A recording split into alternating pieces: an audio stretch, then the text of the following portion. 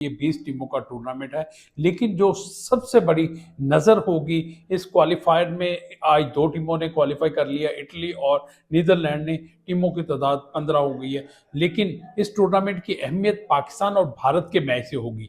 पाकिस्तान और भारत का मैच जब खेला जाएगा वो, और अगर पाकिस्तान और भारत एक पूल में नहीं होते, तो ऐन मुमकिन है कि पाकिस्तान के पूल में शामिल टीमों को और न्यूट्रल वेन्यू पर तमाम मैचेस उसके कराए जाएं और भारत उसमें शामिल ना हो। तो अब ये देखना है कि ये भारत का आईसीसी का बहुत बड़ा इम्तिहान शुरू हो चुका है, क्योंकि आईसीसी की जो रेवेन्यू है वो सबसे ज्यादा पाक भारत मैच से आता है। 3 एशिया की टीमें आनी है, 2 अफ्रीका की आनी है। तो उसको जरा मैं आपको एलेबोरेट कर दूं तो अक्टूबर में, इस साल अक्टूबर में जो है वो क्वालिफाइंग राउंड चलना है, और उसमें जो टीमें आनी है वो मैं आपको बताता हूँ जिन्होंने मुकाबला करना है। ओमान में ये जो है वो टूर्नामेंट खेला जाएगा, जिसमें एशिया और ईस्ट एशिया पैसिफिक क्वालिफायर जिसको नाम दिया गया अक्टूबर में।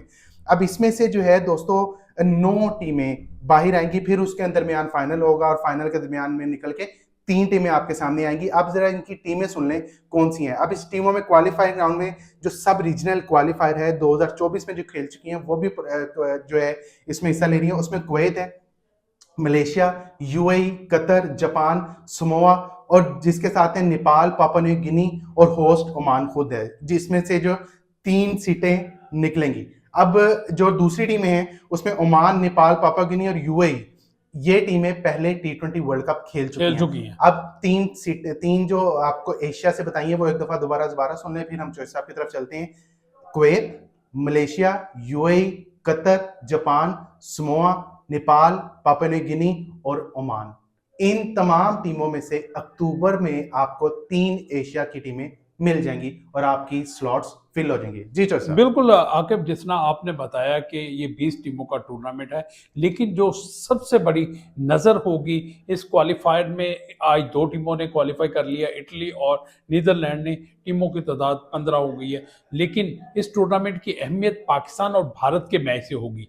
पाकिस्तान और भारत का मैच जब खेला जाएगा वो, और अगर पाकिस्तान और भारत एक पूल में नहीं होते, तो ऐन मुमकिन है कि पाकिस्तान के पूल में शामिल टीमों को और न्यूट्रल वेन्यू पर तमाम मैचेस उसके कराए जाएं और भारत उसमें शामिल ना हो। तो अब ये देखना है कि ये भारत का आईसीसी का बहुत बड़ा इम्तिहान शुरू हो चुका है, क्योंकि आईसीसी की जो रेवेन्यू है वो सबसे ज्यादा पाक भारत मैच से आता है, बाकी किसी भी मुकाबले से इतना रेवेन्यू इकट्ठा नहीं होता।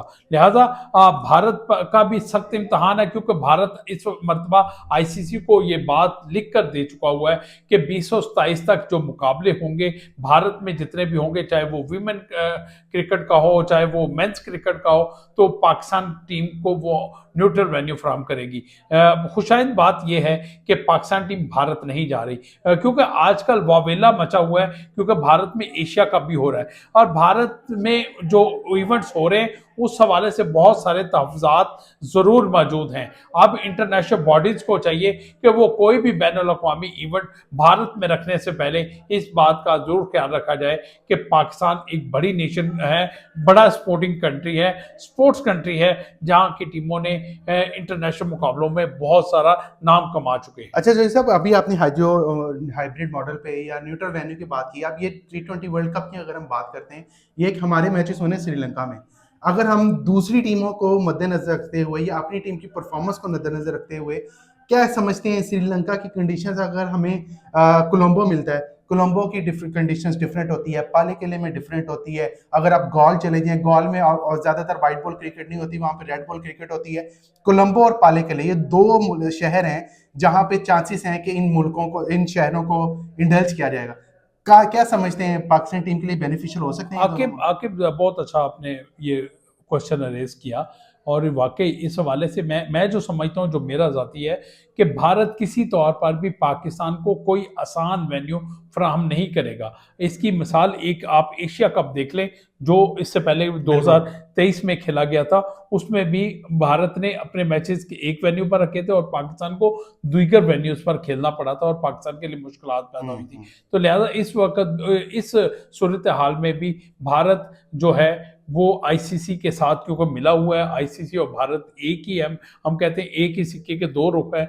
तो वो भारत को फ़ायदा दिया जाएगा और पाकिस्तान के लिए मुश्किलात खड़ी की जाएँगी और ऐसा काम किया जाएगा जहाँ पर बारिश से मुतासर ज़्यादा मैच होते हैं, वहाँ पर पाकिस्तान के मैचेस को रखने की कोशिश करेंगे। बहरकैफ़ ये अभी दूर की बात है, अभी मज़ीद इसमें बहुत सारे रंग बदलने हैं इस टूर्नामेंट में, क्योंकि मज़ीद अभी तो क्वालीफाई सॉरी मैं 5 टीमों आपकी ने। बात काट रहा हूँ। अब जो आपने कहा ना, आपने बात की है कि अभी तो बहुत सारे रंग बदलने हैं, अभी तो बहुत सारे कप्तान भी बदल सकते हैं।